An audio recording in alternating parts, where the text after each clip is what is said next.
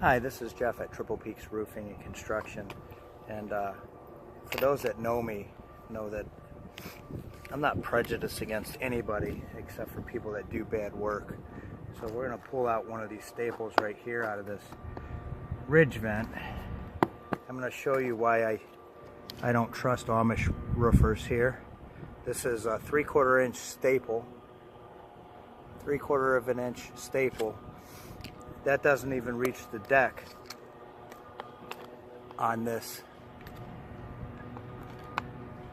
ridge vent here. And this is a GAF ridge vent.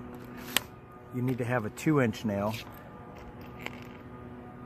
So you have to have a nail that's 2 inches because you have to penetrate the roof deck. So here's a 2-inch nail. You have to penetrate the roof deck in order for these caps to hold.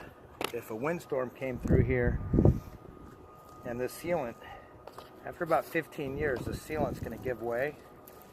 And it's just going to rip right off. I mean, look at that. Okay? I'm going to take this entire ridge off. This is garbage. That's why you have to be careful who you're hiring. Hiring people that say that they're hiring Amish guys and they're going to do the best work.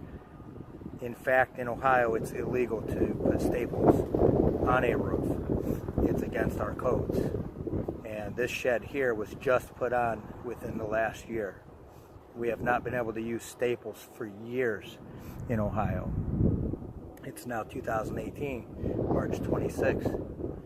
I'm Jeff with Triple Peaks Roofing and Construction. I'm always trying to educate our customers on what kind of company you want to hire